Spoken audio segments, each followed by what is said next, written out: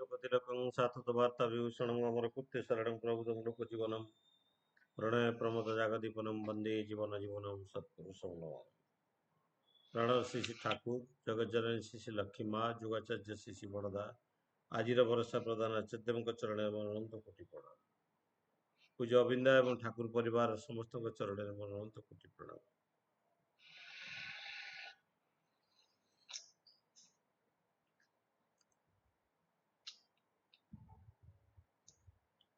ବାଲିମେଳାରେ ପୁଣ୍ୟ ସତ୍ସଙ୍ଗର ପୂଜ୍ୟ ପରିଚାଳକ,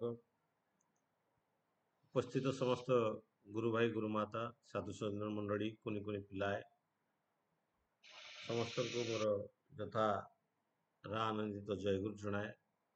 ଉପସ୍ଥିତ ସମସ୍ତ ଭୂତ ପାଞ୍ଜାଧାରୀ ରୀତିକ ମଣ୍ଡଳୀ, ଅଧୁର୍ଯ୍ୟ ମଣ୍ଡଳୀ, ଯାଜକ ମଣ୍ଡଳୀ ସମସ୍ତଙ୍କୁ ମୋର ମତାନତ ପ୍ରଣାମ ଜଣାଏ। ଆଜିର ସତ୍ସଙ୍ଗରେ ଯୋଗ ଦେବା ପାଇଁ ଆମର ପରମ ଶ୍ରଦ୍ଧେୟ ରଜତ ପଣ୍ଡାଦା ଫୋନ୍ କରିଥିଲେ। ଆଗରୁ ବି ଅନେକ ଥର ଯୋଗ ଦେଇଛି। ଯାହା ହଉ ସୁନ୍ଦର ଭାବରେ ଭଜନ କୀର୍ତ୍ତନ ଚାଲିଛି। ଆଜି ଏକ ବିଶେଷ ଦିବସ, ତାହା ହେଉଛି ବାହୁଡ଼ା ଦିବସ।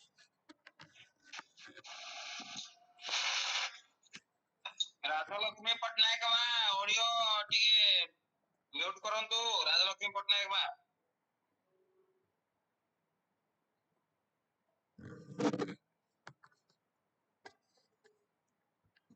ନିଜର ରଥଯାତ୍ରାର ଆଜି ହେଉଛି ବାହୁଡ଼ା ଦିବସ।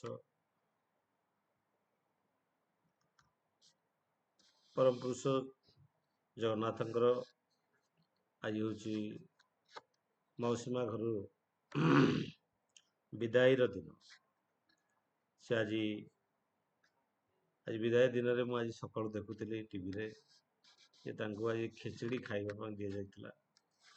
ତାପରେ ବାଟରେ ପୋଡ଼ ପିଠା ଖାଇବେ, ତାପରେ ସେ ରଥରେ ଚଢ଼ିକି ଆସିବେ। 3 ଦିନ ପର୍ଯ୍ୟନ୍ତ ତାଙ୍କ ପାଇଁ ସୁଖା ଭୋଗର ବ୍ୟବସ୍ଥା କରାଯାଇଛି। ଦେଖନ୍ତୁ, ଏ ସମସ୍ତ କାର୍ଯ୍ୟକ୍ରମକୁ ଯଦି ଦେଖାଯାଏ, ଯାହା ଆମର ସମ୍ମାନୀୟ ପୂର୍ବତନ ମୁଖ୍ୟମନ୍ତ୍ରୀ ଜାନକୀ ପଟ୍ଟନାୟକଙ୍କ ଭାଷାରେ ଜଗନ୍ନାଥ ହେଉଛନ୍ତି ଦାରୁ ବ୍ରହ୍ମ ଆଉ ଶ୍ରୀ ଶ୍ରୀ ଠାକୁର ଅନୁକୂଳ ସୁନ୍ଦର ହେଉଛନ୍ତି ନର ବ୍ରହ୍ମ। ବାସ୍ତବିକ ବିଜ୍ଞପ୍ରାଜ୍ଞକ ମଣିଷଙ୍କ ମୁଖରେ ଏହି କଥା ଅତ୍ୟନ୍ତ ଉଚ୍ଚ କୋଟିର ଥିଲା ଏବଂ ସମସ୍ତଙ୍କୁ ଭାବ ପ୍ରେରଣାବୃଦ୍ଧ କରିଥିଲା ତାଙ୍କର ସେଇ କଥା। ଦାରୁ ବ୍ରହ୍ମଙ୍କର ସେଇ ଲୀଳା, ସେଇ ମାନବୀୟ ଲୀଳା। ମଣିଷ ଯେମିତି କୌଣସି ଜାଗାକୁ ବାହାରିଲା ବେଳେ ଘରେ ସୁନ୍ଦର ଭାବରେ ଖାଇକି ବାହାରେ ଏବଂ ଯଦି ଲମ୍ବା ଜର୍ଣ୍ଣି ଥାଏ, ଲମ୍ବା ଦିନର ଯାତ୍ରା ଥାଏ, ତା ପାଇଁ କିଛି ସୁଖା ଖାଦ୍ୟର ବ୍ୟବସ୍ଥା ମଧ୍ୟ କରିଥାଏ।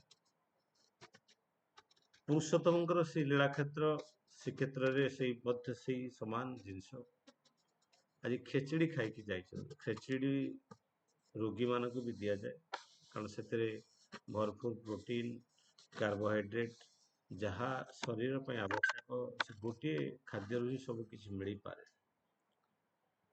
ତେଣୁ ସେଇ ଖାଦ୍ୟ ଖାଇକି ପରମ ପିତା ପରମ ପୁରୁଷ ଯେତେବେଳେ ଆଜି ବାହାରୁଛନ୍ତି, ସେଇ ଦାରୁ ବ୍ରହ୍ମ ଠିକ୍ ମାନବୀୟ ଲୀଳା ଯାହା ଆମେ ଜାଣିଛୁ। ଦ୍ୱାପର ଯୁଗର ଶ୍ରୀକୃଷ୍ଣଙ୍କର ସେଇ ଦେହାବସାନ, ତାଙ୍କର ଯେତେବେଳେ ତିରୋଧାନ ହେଇଥିଲା, ପାଣ୍ଡବମାନେ ତାଙ୍କୁ ଅଗ୍ନି ସଂଯୋଗ କରିଥିଲେ, ଯେତେବେଳେ ପୋଡ଼ି ପାରିନଥିଲେ, ଦେହାବଶେଷ ଯାହା ଜଳିବାକୁ ଅସୁବିଧା ହେଇଥିଲା ତାକୁ ସେମାନେ ସମୁଦ୍ରରେ ଫିଙ୍ଗି ଦେଇଥିଲେ, ଯାହାକି ପରେ ଦାରୁବ୍ରହ୍ମ ରୂପରେ ଆଜି ମଧ୍ୟ ତାଙ୍କର ଆତ୍ମା ସ୍ୱରୂପରେ ତାଙ୍କର ନାଭି ପାଖ ଯୋଉଠି ଯାହା ପୋଡ଼ିକି ଜଳି ପାରିନଥିଲା, କାରଣ ତାଙ୍କର ଅସ୍ତିତ୍ୱଟାକୁ ଜଳି ଦିଆଯାଇ ପାରିଥିଲା, କିନ୍ତୁ ତାଙ୍କର ସତ୍ତାର ଯୋଉ ଭାବଟା, କିଛି ଅସ୍ତିତ୍ୱର ଭାବ ନେଇକି ସେ ସେଇଭଳି ଭାବରେ ଜଳୁଥିଲା, ଯାହାକୁ ଫିଙ୍ଗି ଦେଇଥିଲେ ସେମାନେ ସମୁଦ୍ରରେ, ଏବଂ ଯାହା ଦାରୁବ୍ରହ୍ମ ରୂପରେ ଆଜି ମଧ୍ୟ ଲୀଳାକ୍ଷେତ୍ର ଶ୍ରୀକ୍ଷେତ୍ରରେ ଆଜି ମଧ୍ୟ ସେ ପୂଜିତ। ଅନେକ ପରମ ପୁରୁଷ ଏଇ ଧରାପୃଷ୍ଠକୁ ଆସିଛନ୍ତି ତାଙ୍କ ପରେ, ଶ୍ରୀକୃଷ୍ଣଙ୍କ ପରେ। ବୁଦ୍ଧଦେବ କୁହନ୍ତୁ, ଜେସସ୍ ଖ୍ରୀଷ୍ଟ କୁହନ୍ତୁ,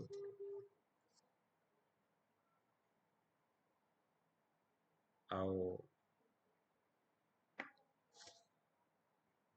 ଜେସସ୍ ଖ୍ରୀଷ୍ଟ କୁହନ୍ତୁ କି ନିତାଇ ଚୈତନ୍ୟ କୁହନ୍ତୁ, ସମସ୍ତେ ଯେଉଁମାନେ ବି ପରମ ପୁରୁଷ ଶ୍ରୀକୃଷ୍ଣଙ୍କ ପରେ ଆସିଛନ୍ତି, ସମସ୍ତେ ପାଖାପାଖି ସମସ୍ତେ ପୁରୀକୁ ଆସିଛନ୍ତି। ନିତାଇ ଚୈତନ୍ୟଙ୍କର ଶେଷ ଅବସ୍ଥା ତ ମଣିଷ କେହି ଦେଖିନି।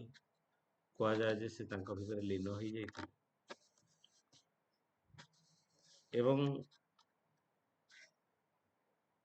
ତାଙ୍କର ସେଇ ଜୀବନର ଗାଥାକୁ ଶ୍ରୀ ଠାକୁର ମଧ୍ୟ ଯେତେବେଳେ ଯାଇକି ଦର୍ଶନ କରିଥିଲେ ଏବଂ ଦର୍ଶନ କଲା ପରେ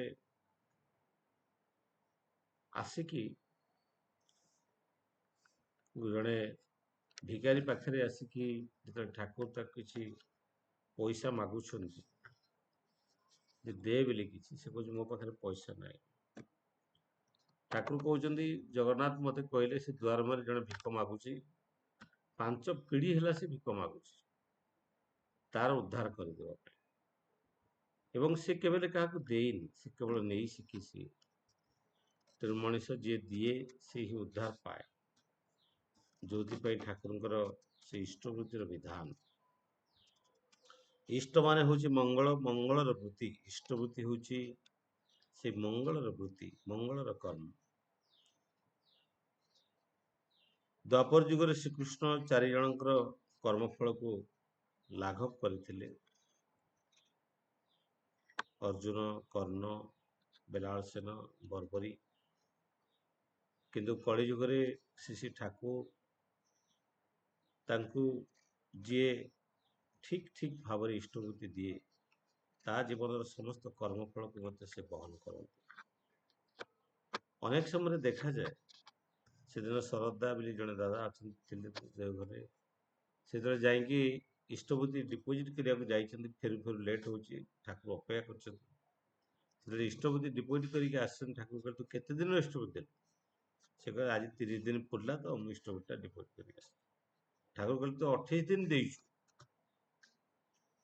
ସେ ଆଶ୍ଚର୍ଯ୍ୟ ହେଇଗଲା, 30 ଦିନ ଦେଇଛି, 28 ଦିନ କେବେ ଦେଇଛି? ତାପରେ ସେ ଭୁଲ ବୁଝିପାରିଲେ ଯେ ସେ 28 ଦିନ ହିଁ ଦେଇଛନ୍ତି, ଆଉ ଯୋଉ 2 ଦିନ ଦେଇଛନ୍ତି ତାଙ୍କର ଦେହ ଅସୁସ୍ଥ ଥିବାରୁ ସେ ଲେଟ୍ରେ ଉଠିକି ଦେଇଛନ୍ତି। ତେଣୁ ଠାକୁରଙ୍କ ଇଷ୍ଟବୃତ୍ତିର ବିଧାନକୁ ସେ ଫେଲ ମାରିଛନ୍ତି।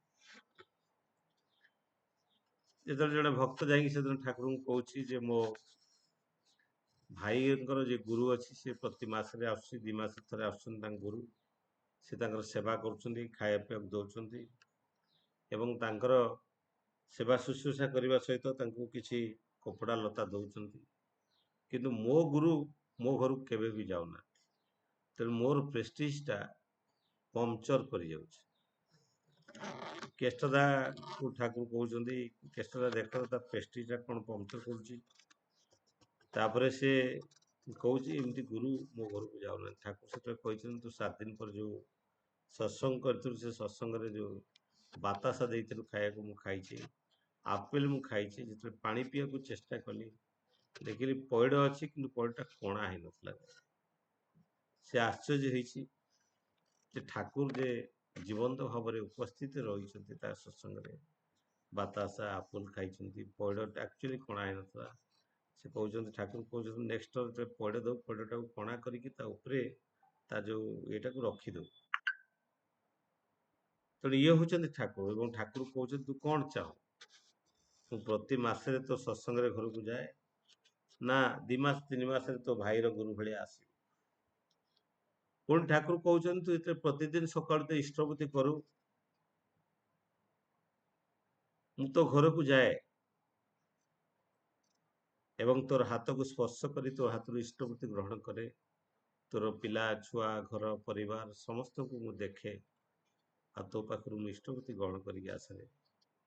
ତୁ କ'ଣ ଚାହୁଁ ଯେ 2 ମାସ 3 ମାସ 6 ମାସରେ ଥରେ ଆସିବି, ନା ପ୍ରତିଦିନ ସକାଳୁ ତୋ ଘରକୁ ଇଷ୍ଟବୃତ୍ତି ଗ୍ରହଣ କରିବା ପାଇଁ ଆସିବି?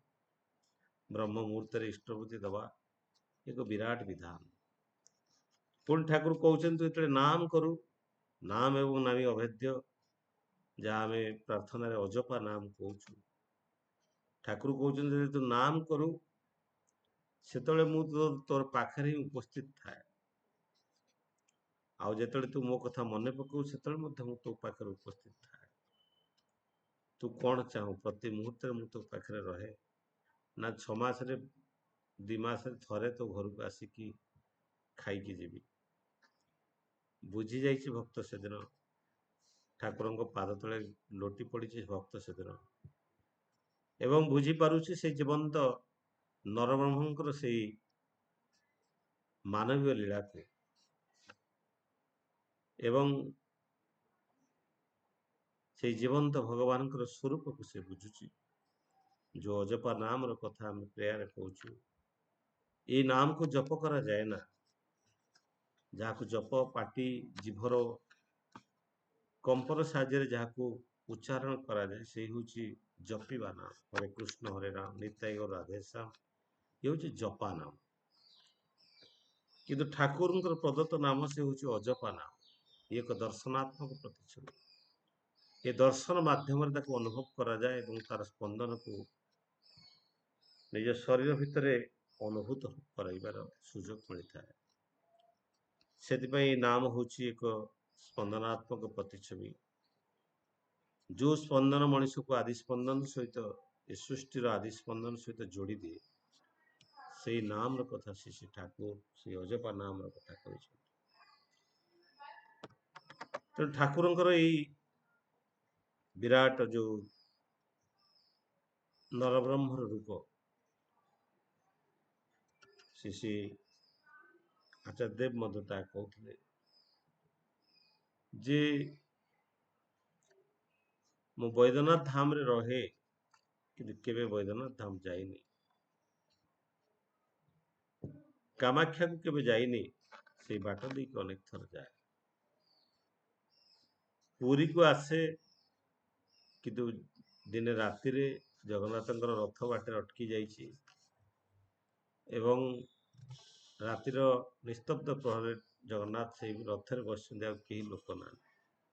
ସେଦିନ ଆଚାର୍ଯ୍ୟ ଦେବ ଚଢ଼ି ଯାଇକି ଜଗନ୍ନାଥଙ୍କୁ ଦର୍ଶନ କରିଛନ୍ତି ଏବଂ ପଚାରୁଛନ୍ତି ଏ ଶୀତ ବର୍ଷା ରାତିରେ ତୁମେ ଏଠି ଏକା ଅଛ, ଇଏ କ'ଣ ତୁମକୁ ଭଲ ଲାଗୁଛି? କାରଣ ତାଙ୍କର ସେଇ ମାନବୀୟ ଲୀଳା, ମାନବୀୟ ରୂପ, ତାହା ହେଉଛି ସେଇ ନରବ୍ରହ୍ମର ସ୍ୱରୂପ। ଏଇ ଦାରୁ ବ୍ରହ୍ମ ଭିତରେ ଆମେ ତାଙ୍କୁ ହିଁ ଅନୁଭବ କରିବା। ତାଙ୍କର ହାତ ନାହିଁ, ଜଗନ୍ନାଥଙ୍କର ହାତ ନାହିଁ, ତଥାପି ସମସ୍ତ ଜଗତଟାକୁ ସେ ରୁଣ୍ଡେଇକି ଧରିଛନ୍ତି। ଏଇ ହାତ ନଥିବାର ପ୍ରତୀକକୁ ସେଦିନ ସେ ଠାକୁର ବୁଝେଇ ଦେବା ପାଇଁ ଯାଇଛନ୍ତି। ଠାକୁର କହୁଛନ୍ତି ଏଇ ହାତ ନଥିବାର ସ୍ୱରୂପ ହେଉଛି ସେ କାହାରିକୁ ଧରନ୍ତିନି, ମଣିଷ ତାଙ୍କୁ ଧରିବାକୁ ପଡ଼େ। ପରମପିତା କାହାକୁ ଧରନ୍ତିନି, ତେଣୁ ଆମେ ତାଙ୍କୁ ଧରିବାକୁ ପଡ଼େ, ତାଙ୍କୁ ଜାବିଡ଼ି ଧରିବାକୁ ପଡ଼େ ଏବଂ ତାଙ୍କର ପ୍ରଦତ୍ତ ନୀତି ଆଦର୍ଶରେ ଜୀବନକୁ ଅତିବାହିତ କରିବାକୁ ପଡ଼େ। ତାଙ୍କର ଗୋଡ଼ ନାହିଁ, ସେ କେବେ ହେଲେ କାହାରି ପାଖକୁ ଯାଆନ୍ତିନି, ଆମକୁ ତାଙ୍କ ପାଖକୁ ଯିବାକୁ ପଡ଼େ ଏବଂ ସେ କୌଣସି କର୍ମ କରନ୍ତି ନାହିଁ, ଆମେ ତାଙ୍କରି କର୍ମ କରିବାକୁ ପଡ଼ିବ। ଏବଂ ତାଙ୍କର କର୍ମ କ'ଣ? ଏ ମାନବ ଜାତିର ଉଦ୍ଧାର, ଏ ମାନବ ଜାତିରେ ଏ ମାନବତାର ପ୍ରତିଷ୍ଠା, ତାହା ହେଉଛି ତାଙ୍କର ଉଦ୍ଦେଶ୍ୟ। ତାଙ୍କ ବୈଶିଷ୍ଟ୍ୟର ସେ ହେଉଛି ଏକ ରୂପ। ସେଇ ବୈଶିଷ୍ଟ୍ୟକୁ ଆମେ ପାଳନ କରିବା ଏବଂ ତାର ରକ୍ଷା କରିବା, ତାହା ହେଉଛି ମୂଳ ତତ୍ତ୍ୱ। ତେଣୁ ଏଇ ଯୋଉ ତତ୍ତ୍ୱର କଥା ସେଇ ନରବ୍ରହ୍ମଙ୍କର କଥାରୁ ଯାହା ଜଣାପଡ଼େ, ଆଜିର ମାନବ ଦାରୁ ବ୍ରହ୍ମକୁ ବହୁତ ମାନେ।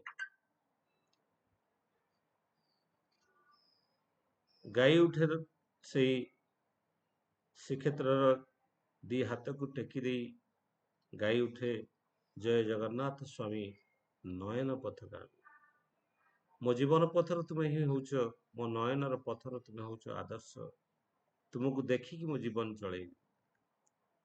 କିନ୍ତୁ ଜଗନ୍ନାଥଙ୍କର ଯେତେବେଳେ ପହଡ଼ ପଡ଼େ, ନୀତିକାନ୍ତିକୁ ଦେଖିଲେ ଜଣାପଡ଼େ ସେ କେତେବେଳେ ଶୁଅନ୍ତି ଆଉ କେତେବେଳେ ଉଠନ୍ତି। ସେଇ ଶୋଇବା ଉଠିବାକୁ ମଣିଷ କେବେ ମାନେ ନା, କାରଣ ମଣିଷ ତାର ଏ ପୃଥିବୀର ସବୁଠୁ ବିଜ୍ଞ ଜୀବମାନଙ୍କ ଭିତରେ ସବୁଠୁ ବିଜ୍ଞ ଜୀବ, ଯାହା ପାଖରେ ବୁଦ୍ଧି ଅଛି, ଜ୍ଞାନ ଅଛି, ଯୋଉ ଜ୍ଞାନ ଗାରିମା ବଳରେ ସେ ସବୁ କିଛି ନିଜେ ମାନେ, ନିଜ ହିସାବରେ କରେ। ସେ ପ୍ରକୃତିର ନିୟମ ବା ଧର୍ମକୁ ପାଳନ କରେ ନା। ସୋମବାର ଦିନ ଆଇଁଷ ଖାଇବିନି, ଗୁରୁବାର ଦିନ ଆଇଁଷ ଖାଇବିନି, ଆଉ ସବୁଦିନ ଆଇଁଷ ଖାଇଲେ ଚଳିବ। ଇଏ ହଉଛି ମଣିଷର ବୁଦ୍ଧି। ପଶୁ ପ୍ରଭୃତି ପକ୍ଷୀ ଯୋଉ ଖାଦ୍ୟ ଖାଆନ୍ତିନି ମାନେ ସେମାନେ ଜୀବନ ସାରା ଖାଆନ୍ତିନି, ଆଉ ବାର ଦେଖିକି ସେମାନେ ଖାଆନ୍ତିନି ମଣିଷ ଭଳିଆ, କାରଣ ମଣିଷ ହଉଛି ବୁଦ୍ଧିମାନ। ତେଣୁ ମଣିଷ ତାର ମାନବୀୟ ଧର୍ମକୁ ଲିଭାଏ ନା।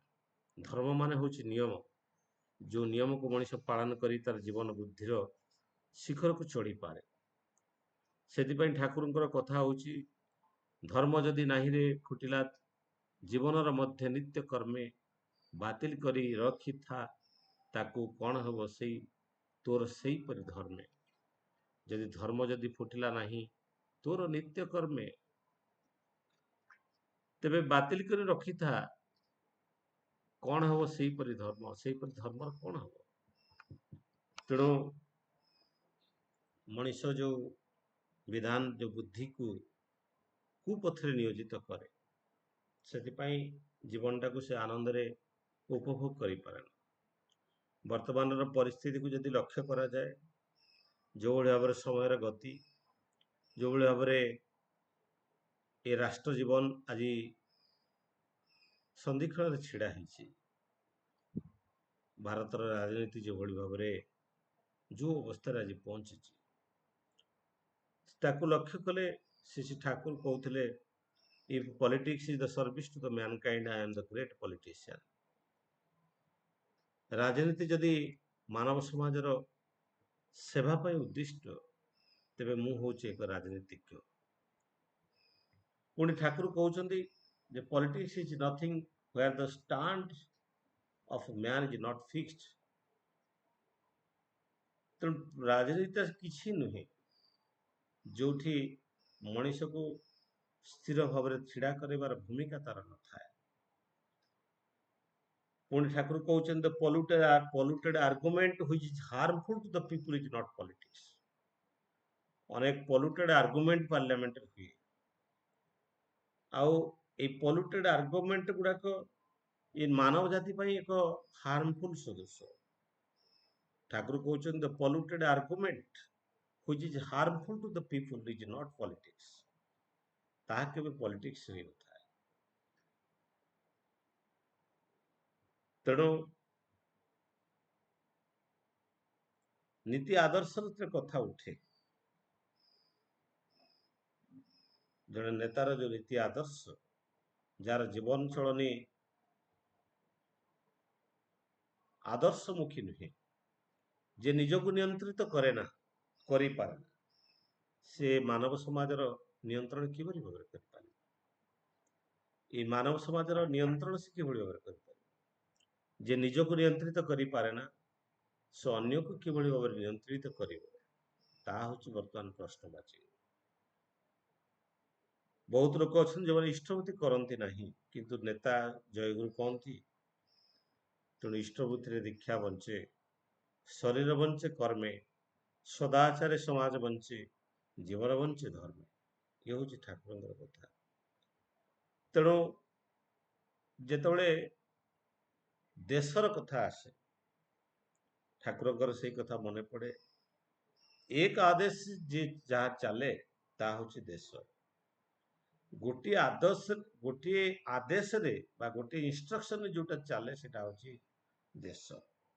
ଆମ ଦେଶ ଗୋଟିଏ ଆଦେଶରେ ଚାଲେ ନା, ବହୁ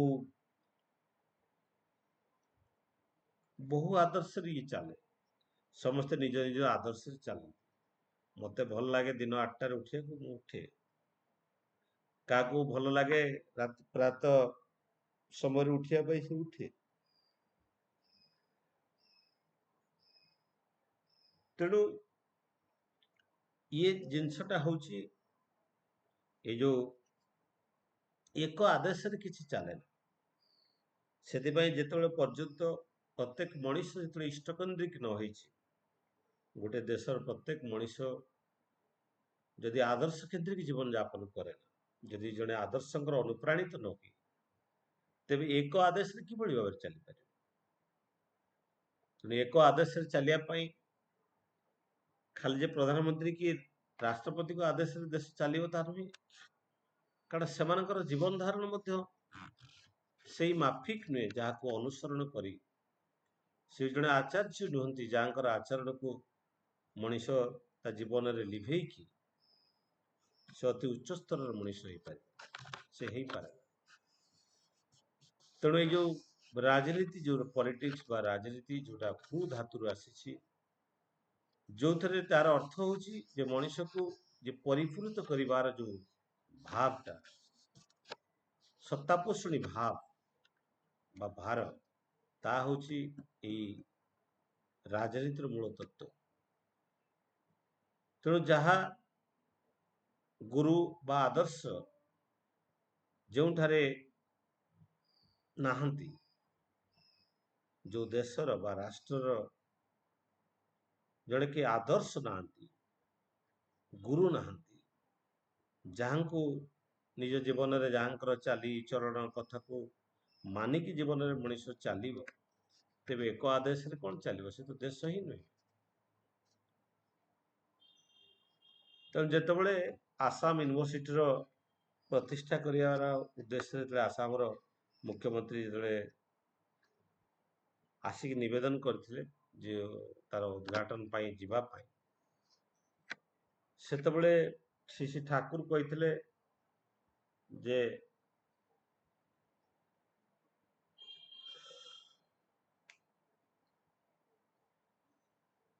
ୟୁନିଭର୍ସିଟି ମାନେ, ଆସାମ ୟୁନିଭର୍ସିଟି ମାନେ କଣ?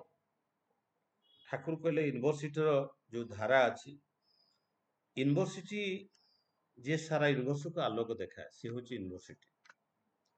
ତା ପୂର୍ବରୁ ଗୋଟେ Assam university, Odisha university, Bihar university ଏମିତି ଲେଖିଦେଇକି ତାର ଭାବଧାରାଟାକୁ ସଂକୁଚିତ କରନା। କାରଣ ତଥାକଥିତ ଯୋଉ ୟୁନିଭର୍ସିଟି ଥିଲା ଆଗରୁ, ନାଳନ୍ଦା ହଉ କି ଯେତେ ୟୁନିଭର୍ସିଟି ଥିଲା, ଇଏ ସବୁ ଗୁରୁକେନ୍ଦ୍ରିକ ୟୁନିଭର୍ସିଟି ଥିଲା। ନାଳନ୍ଦା ୟୁନିଭର୍ସିଟି ହଉ ବା ଯୋଉ ସବୁ ୟୁନିଭର୍ସିଟି ଥିଲା, ୟୁନିଭର୍ସିଟି ଜଣେ ଜଣେ ଗୁରୁଙ୍କର ଆଦର୍ଶକୁ ନେଇ ଚାଲୁଥିଲା। ତାଙ୍କରି ନୀତି ଆଦର୍ଶରେ ହିଁ ୟୁନିଭର୍ସିଟି ଗଢି ଉଠିଥିଲା। କିନ୍ତୁ ଆଜିର ୟୁନିଭର୍ସିଟି ସେଇ ପ୍ରକାର ଆଦର୍ଶରେ କିଛି ନାହିଁ। ସେଇ ସମୟରେ ଠାକୁର କହିଥିଲେ ଯେ ୟୁନିଭର୍ସିଟି ଆସାମ, କଲିକତା ୟୁନିଭର୍ସିଟି ଏମିତି ନ ଦେଇକି ଯଦି ସନ୍ଦୀପନା ୟୁନିଭର୍ସିଟି, ଭୃଗୁ ୟୁନିଭର୍ସିଟି କି ସାଣ୍ଡିଲ୍ୟ ୟୁନିଭର୍ସିଟି ଦିଆଯାଏ ତାହେଲେ ଭଲ। ଏବଂ ଠାକୁର ତାପରେ ଥରେ କହିଥିଲେ the day will come my devotee to establish university, it will be called as the Sandilya university. ତେଣୁ ସାଣ୍ଡିଲ୍ୟ ବିଶ୍ୱବିଦ୍ୟାଳୟର ପ୍ରତିଷ୍ଠା ଠାକୁରଙ୍କର ଇଚ୍ଛା ଥିଲା, ଜାଗା ବି ନିଆ ହେଇଥିଲା। ଆଉ ଯୋଉଟା ଦୁମକା ପାଖରେ ଯୋଉ ଜାଗା ନିଆହେଇଛି, ଏବଂ ଅନେକ ବଡ ବଡ ପ୍ରୋଜେକ୍ଟ ଯାହା ଠାକୁରଙ୍କ ସମୟରେ ଥିଲା, ଆଚାର୍ଯ୍ୟଦେବଙ୍କୁ କୁହାଯାଏ ଯୋଉ ଗଙ୍ଗା ଧାରୁଆର ମିଳନ, ଜଏଣ୍ଟ କନେକ୍ସନ, ସାଣ୍ଡିଲ୍ୟ ୟୁନିଭର୍ସିଟିର ପ୍ରତିଷ୍ଠା। ଆଚାର୍ଯ୍ୟଦେବ କହୁଥିଲେ ଯେତେବେଳେ ଭାରତୀୟ ସଂସଦରେ ଯେତେବେଳେ ଅଧା ଏମପି ଗୁରୁଭାଇ ହେବେ, ସେତେବେଳେ ଯାଇକି ସେଟା ସମ୍ଭବ। ଯାହା ବି ହଉ, ତେଣୁ ବର୍ତ୍ତମାନ ସେଇ ୟୁନିଭର୍ସିଟିର ଧାରା ବଦଳିଛି, ରାଜନୀତିର ରୂପରେଖ ମଧ୍ୟ ବଦଳିଛି। ତେଣୁ ଠାକୁର କହୁଥିଲେ ରାଜନୀତିକୁ ଯଦି ଶକ୍ତିମାନ ସାର୍ଥକ କରି ତୋଳିବାକୁ ଚାହଁ, ବେଷ୍ଟି ସମଷ୍ଟିକୁ ଆଦର୍ଶ କେନ୍ଦ୍ରିକ କରି ତୋଳିବାକୁ ହେବ, ସମସ୍ତଙ୍କୁ ଆଦର୍ଶ କେନ୍ଦ୍ରିକ କରି ତୋଳିବାକୁ ହେବ, ତାହେଲେ ଏକ ମହାଶକ୍ତିର ଜାଗରଣ ହେବ। ତେଣୁ ଠାକୁର ସତ୍ୟାନୁସରଣରେ ସେଇ କଥା କହୁଥିଲେ, ଯେପରି ଆଦର୍ଶରେ ତୁମର ବିଶ୍ୱାସ ସ୍ଥାପନ କରିବ, ତୁମର ସ୍ୱଭାବ ମଧ୍ୟ ସେଇ ଭାବରେ ଗଠିତ ହେବ ଆଉ ତୁମର ଦର୍ଶନ ମଧ୍ୟ ତଦ୍ରୂପ ହେବ। ତେଣୁ ଆମେ ଯଦି ତେନ୍ଦୁଲକରକୁ ଆମେ ଆଦର୍ଶ ବୋଲି ମାନୁ, ଆମେ ତଦ୍ମାଫିକ ମଣିଷ ହେଇ ଉଠିବା। ତେଣୁ ଠାକୁରଙ୍କର ଯୋଉ ଗୋଟିଏ କଥା ଥିଲା, ବି କନସେଣ୍ଟ୍ରିକ, ଜଣେ ଯେତେବେଳେ ଭକ୍ତ ପଚାରିଥିଲେ ଗୋଟିଏ ଶବ୍ଦରେ ସତ୍ସଙ୍ଗର ଆଭିମୁଖ୍ୟ ମତେ କୁହ, ଠାକୁର କହୁଥିଲେ ଯେ ବି କନସେଣ୍ଟ୍ରିକ, ତୁମେ କନସେଣ୍ଟ୍ରିକ ହୁଅ, କେନ୍ଦ୍ରାୟିତ ହୁଅ, ସେ ଆଦର୍ଶ କେନ୍ଦ୍ରିକ ହୁଅ।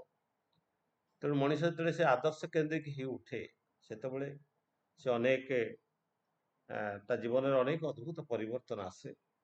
ତେଣୁ ସେଥିପାଇଁ ଠାକୁର କହୁଥିଲେ ସେଇ ଯିଏ ସତରେ ବିଶ୍ୱାସ କରେ ସେ ସତ୍ ହେଇ ଉଠେ, ଯିଏ ଅସତରେ ବିଶ୍ୱାସ କରେ ସେ ଅସତ୍ ହେଇ ଉଠେ। ତେଣୁ ନେତାର ଡେଫିନେସନ ଦେବା ପାଇଁ ଠାକୁର କହୁଥିଲେ ଯିଏ ଆଗେ ଝାପ ଦେଇଛି ଏବଂ ଆଗେ ପଥ ଦେଖେଇଛି ସେ ହିଁ ନେତା, ନତୁବା କେବଳ କଥାରେ କି ନେତା ହେଇ ହୁଏ। ତେଣୁ କଥା କହିକି ନେତା ହବା ଲୋକ ଆଜିକାଲି ବହୁତ ଲୋକ ଅଛନ୍ତି, କିନ୍ତୁ କର୍ମ କରିକି ଝାମ୍ପୁ ଦେଇକି ନେତା ହବା ଲୋକ ବହୁତ କମ ଅଛନ୍ତି। ପୁଣି ଠାକୁର କହୁଛନ୍ତି, ଠାକୁର ସବୁବେଳେ ସେ ଗୋଟେ ଜିନିଷ କହିଛନ୍ତି ଯେ ତମେ ଯୋଉ ପ୍ରଫେସନରେ ବି ରୁହ, ସେ ପ୍ରଫେସନାଲ ଇଗୋଜିମ୍ ତମ ପାଖରେ ନ ରହିବା କଥା, ମାନେ ପ୍ରଫେସନର ଅହଙ୍କାର ତୁମ ପାଖରେ ନ ରହିବା କଥା। ତୁମେ ଯଦି ଶିକ୍ଷକ ହବାକୁ ଚାହଁ, ମୁଁ ଶିକ୍ଷକ, ଏ ଅହଙ୍କାର ତୁମ ପାଖରେ ରହିଲେ ତୁମେ କେବେ ହେଲେ ଭଲ ଶିକ୍ଷକ ହେଇପାରିବ ନାହିଁ। ଯଦି ପୁଣି ଠାକୁର କହୁଛନ୍ତି ଯଦି ତୁମେ ନେତା ହବାକୁ ଚାହେଁ, ତେବେ ନେତୃତ୍ୱର ଅହଙ୍କାର, ମୁଁ ଯେ ନେତା, ଏ ଅହଙ୍କାରକୁ ତ୍ୟାଗ କରିବାକୁ ପଡ଼ିବ। ନିଜର ଗୁଣଗାନ ସ୍ତୁତିଗାନ ଛାଡ଼ି ପରହିତରେ ଯଥା ସର୍ବସ୍ୱ ପଣ କର, ଆଉ ଯାହା ମଙ୍ଗଳ ଓ ସତ୍ୟ ନିଜେ ତା କରି ଦେଖାଅ। ଏମାନେ କିଛି ଦେଖିବାକୁ ଚାହାନ୍ତିନି, ଏମାନେ ଦେଖିବାକୁ ଚାହାନ୍ତି ତମ କର ସବୁ। ଆଉ ସମସ୍ତଙ୍କୁ ପ୍ରେମର ସହିତ କୁହ, ଦେଖିବ ହଜାର ହଜାର ଲୋକ ତୁମକୁ ଅନୁସରଣ କରିବେ। ତେଣୁ ଇଏ ଥିଲା ଠାକୁରଙ୍କର ସେଇ ନେତୃତ୍ୱର କଥା, ଯାହା ବର୍ତ୍ତମାନର ଯୋଉ ପରିସ୍ଥିତି ପରିବେଶ ସମୟରେ ଆସିଛି। ତେଣୁ ପୁଣି ଠାକୁର କହୁଛନ୍ତି ଯେ ଅସଙ୍ଗତି ଅବନତି ମୂଳକ ଅପପ୍ରଚାର କରି କେବେ ବିପ୍ଳବ ଆଣିବାକୁ ଯାଉନି, କେବେ ସଂଗ୍ରାମ କରିବାକୁ ଯାଉନି। ସେ ବିପ୍ଳବ ଶୈତାନଙ୍କୁ ହିଁ ଡାକି ଆଣିବ। ଆତ୍ମପ୍ରତିଷ୍ଠା, ବିରୋଧ, ଫାଙ୍କାବାଜି, ଆରଣ କଣ୍ଟକାକୀର୍ଣ୍ଣ ମରଣ ସଂକୁଳ କରି ଛାରଖାର କରିଦେବ ଦଶ ଏବଂ ଦେଶକୁ। ଇଏ ଥିଲା ଠାକୁରଙ୍କର କଥା। ପରିପୂରଣୀ ମୂର୍ତ୍ତ ଆଦର୍ଶଙ୍କ ଠାରେ ସମ୍ୟକ ନୀତ ହୁଅ, ସାର୍ଥକ ହୋଇ ଉଠୁ ସମାଧାନରେ ତୁମର ଅହଂ ପ୍ରମୁଖ ବୃତ୍ତି ନିକର, ତୁମର ସେବା ସମ୍ବର୍ଦ୍ଧନାକୁ ଡାକି ଆଣି ସହଜ କରି ତୁମ ତୋଳୁ ତୁମର ନିଜକୁ, ତେବେ ଯାଇ ତୁମେ ଯାଇକି ନେତା ହେଇପାରିବ। ତେଣୁ ଠାକୁରଙ୍କର ସେଇ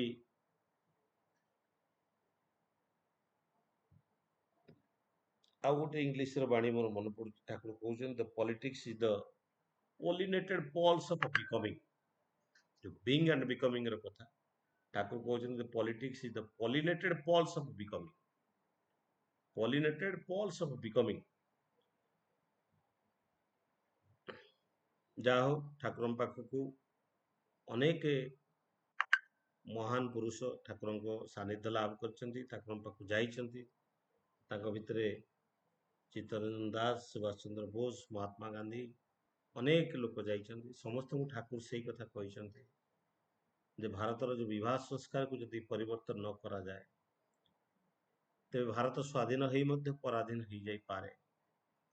କାରଣ ସେଇ ପ୍ରକାର ପୁରୁଷ ଯଦି ଧରାପୃଷ୍ଠରେ ଯଦି ଅବତୀର୍ଣ୍ଣ ନ ରହନ୍ତି, ସେଇ ପ୍ରକାର ମଣିଷ ଯଦି ଧରାପୃଷ୍ଠରେ ଜନ୍ମ ଗ୍ରହଣ ନ କରନ୍ତି, ତେବେ ଭାରତର ସ୍ୱାଧୀନତାକୁ ବଜାୟ ରଖିବାର ସାମର୍ଥ୍ୟ କାହାରି ପାଖରେ ରହିବ ନାହିଁ। ତେଣୁ ଠାକୁରଙ୍କର ସେଇ କଥା, ଶାସନ ବ୍ୟବସ୍ଥା ଯେମିତି ହଉ, କିନ୍ତୁ ଜନଶୁଦ୍ଧତାକୁ ଠିକ ବଜାୟ ରଖାଯାଉ।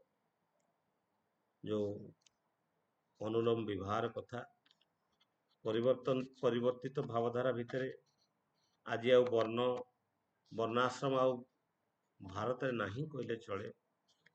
ଜାତି ପ୍ରଥା ଟିକେ ଟିକେ ଅଛି, ଆଉ କିଛି ବର୍ଷ ପରେ ଜାତି ମଧ୍ୟ ନଥିବ। କାରଣ ଜାତି ପ୍ରଥାର ମୂଳ ତତ୍ତ୍ୱକୁ ବର୍ତ୍ତମାନର ସରକାରଙ୍କର ପଛପଟେ ରହିଥିବା RSS ବିଶ୍ୱାସ କରେ ନା, ଏବଂ ଜାତିବାଦ ଠାରୁ ଦୂରରେ ରଖିବା ପାଇଁ ଚାହେଁ। ବର୍ଣ୍ଣାଶ୍ରମକୁ ଯେମିତି ବିଶ୍ୱର ଅନ୍ୟ ଜାଗାରେ ମାନନ୍ତିନି, ଭାରତରେ ମଧ୍ୟ ସେ ବର୍ଣ୍ଣାଶ୍ରମକୁ ନଷ୍ଟ କରିଦେବା ପାଇଁ ଚକ୍ରାନ୍ତ ଚାଲିଛି, ଯାହାକି ଠାକୁରଙ୍କର ବିଧାନରେ ବର୍ଣ୍ଣାଶ୍ରମକୁ ତାର ପ୍ରয়োଜନୀୟତା, ଗୋତ୍ର ବିଷମ ଗୋତ୍ରରେ ବିବାହର ପ୍ରয়োଜନୀୟତା, ଇଏ ଠାକୁରଙ୍କର ବିଧାନ ଥିଲା ଏବଂ ଠାକୁର ତାହା ହିଁ ଚାହୁଁଥିଲେ ଯେ ଭାରତର ସେଇ ଯେଉଁ ବୈବାହିକ ସଂସ୍କାରକୁ ପରିବର୍ତ୍ତନ କରିବା ପାଇଁ। ତେଣୁ এই ବିବାହ ସଂସ୍କାରକୁ ପରିବର୍ତ୍ତନ କରିବା ପାଇଁ ଯେପର୍ଯ୍ୟନ୍ତ ନେତାମାନେ ନ ବୁଝିଛନ୍ତି ତା ଆମେ ଚାହିଁଲେ କରିପାରିବାନି। ତମେ ଯଦି ହରିଜନ ଝିଅକୁ ବାହା ହବ ତାହେଲେ ତମକୁ ଅନେକ ପଇସା ଦିଆଯିବ, ଚାକିରି ଦିଆଯିବ, ଏସବୁ ଜିନିଷ ପ୍ରଲୋଭନ ଦେଖାଯାଉଛି, କିନ୍ତୁ ତା ପଛପଟର ବିଜ୍ଞାନଟାକୁ ବୁଝୁନାହାନ୍ତି। କାରଣ କେବଳ ପରମ ବିଜ୍ଞାନୀ ବୁଝିଛନ୍ତି ଏବଂ ଏଇ ଯେଉଁ ବର୍ଣ୍ଣାଶ୍ରମଟା ନଷ୍ଟ ହେଇଛି ସେତିକିବେଳେ, ଯେଉଁ ପଲ୍ୟୁଟେଡ୍ ହେଇଛି ସେତେବେଳେ, ଯେତେବେଳେ ମହାଭାରତ ଯୁଦ୍ଧର ଅବହିତ ପରେ ହେଇଛି। ଯେତେବେଳେ ପୃଥିବୀରେ ମହାଭାରତ ଯୁଦ୍ଧ ହେଇଥିଲା ସେତେବେଳେ 25 କୋଟି ଲୋକ ପୃଥିବୀରେ ବସତି ସ୍ଥାପନ କରୁଥିଲେ ଏବଂ 40% ଲୋକ, ପାଖାପାଖି 12-13 କୋଟି ଲୋକ ଭାରତରେ ଅବସ୍ଥାନ କରୁଥିଲେ ଏବଂ ସେଇ 12-13 କୋଟି ଲୋକରୁ 25 ଲୋକଙ୍କର ଯେଉଁ ଦେହାନ୍ତ ହେଇଥିଲା, ସବୁ ଯୁବକ ମାନେ 25 ଲକ୍ଷ ଲୋକ ଯୁବକ ମହାଭାରତ ଯୁଦ୍ଧରେ ଯେଉଁ ମୃତ୍ୟୁମୁଖରେ ପଡ଼ିଥିଲେ, ତାଙ୍କ ପରେ ଏ ବର୍ଣ୍ଣାଶ୍ରମଟା ନଷ୍ଟ ହେଇଯାଇଥିଲା। କାରଣ ଯେଉଁ 25 ଲକ୍ଷ ଯୁବତୀ ଥିଲେ ବିବାହ କରିବା ପାଇଁ ବା ବିଧବା ହେଇଯାଇଥିଲେ, ସେଇଠି ବର୍ଣ୍ଣ ସଂସ୍କାର ତିଆରି ହେଲା ଏବଂ ଯିଏ ଯାହାକୁ ପାରିଲା ଯେମିତି ଭାବରେ ବିବାହ କରିଥିଲେ। ଯେଉଁଠି ଜାତି ବର୍ଣ୍ଣ ସବୁକିଛି ନଷ୍ଟଭଷ୍ଟ ହେଇଯାଇଥିଲା, ବର୍ଣ୍ଣାଶ୍ରମଟା ସେଇଠି ନଷ୍ଟ ଆରମ୍ଭ ହେଇଥିଲା। ସେଥିପାଇଁ ଠାକୁର ଜ୍ୟୋତି ଆଶ୍ରମରେ ବସିକି କହୁଥିଲେ ଯେ ମହାଭାରତ ଯୁଦ୍ଧ ଭଳି କୌଣସି ଯୁଦ୍ଧ ମୁଁ ଆଉ ଧରାପୃଷ୍ଠରେ କରିବା ପାଇଁ ଦେବିନି। କାରଣ ତାର ଲେଲିହାନ, ତାର ଯୋଉ କୁ ପ୍ରଭାବ ଯୋଉ ବିଶ୍ୱ ଉପରେ ଆଜି ବି ରହିଛି, ତାର ହୃଦଗମ କେବଳ ଠାକୁର ହିଁ କରିପାରିଥିଲେ। କାରଣ ସେ ହେଉଛନ୍ତି ପରମ ବିଜ୍ଞାନୀ। ସେଇ ନରବ୍ରହ୍ମଙ୍କୁ ଆଜି ଆମେ ଜୀବନ କାଣ୍ଡାଳ ରୂପରେ ପାଇଛେ, ଜୀବନ ଆଦର୍ଶ ରୂପେ ପାଇଛେ। ତେଣୁ ଜୀବନକୁ ମଧୁମୟ ଆନନ୍ଦମୟ କରିବା ପାଇଁ ସେଇ ନରବ୍ରହ୍ମଙ୍କର ଯେଉଁ ଆଦର୍ଶ, ସେ ନରବ୍ରହ୍ମଙ୍କର ପ୍ରଚଳିତ ଧାରାକୁ ନେଇକି ଜୀବନଟାକୁ ପରିଚାଳିତ କରିପାରିଲେ ଜୀବନଟା ଆନନ୍ଦମୟ ହେଇପାରିବ।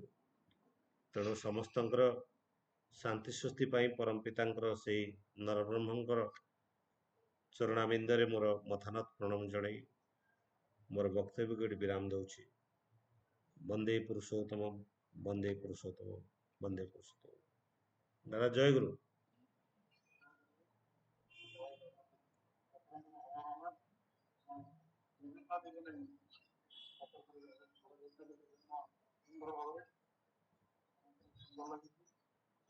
ଦାଦା ଆପଣଙ୍କର ସାଉଣ୍ଡ ଟିକେ କମ୍ ଆସୁଛି, ଆପଣ ଟିକେ ପାଖକୁ ଆସି କୁହନ୍ତୁ, ନହେଲେ ସାଉଣ୍ଡ କମ୍ ହେଇଯାଇଛି। ଆଉ ସୁନ୍ଦର ଭାବରେ ଆପଣ ବିଭିନ୍ନ ଠାକୁରଙ୍କ ଭାବଧାରା ବିଭିନ୍ନ ଦିଗ ନେଇ ବଳିଯାଉଥିଲେ ସୁନ୍ଦର ଭାବରେ। ଆପଣ ତଥା ଆପଣଙ୍କ ପାରିବାରିକ ନିଷ୍ଠପଦ ଜୀବନ ସୁନ୍ଦର ଦୀର୍ଘ ନିରାମୟ ରହୁ, ଠାକୁର ପାଖରେ ପ୍ରାର୍ଥନା। ଦାଦା ଜୟ ଗୁରୁ। ବର୍ତ୍ତମାନ ସମାପନୀରେ ଶିବନାରାୟଣ ଦାସ ଦାଦାଙ୍କ ଦାଦା ଜୟ ଗୁରୁ।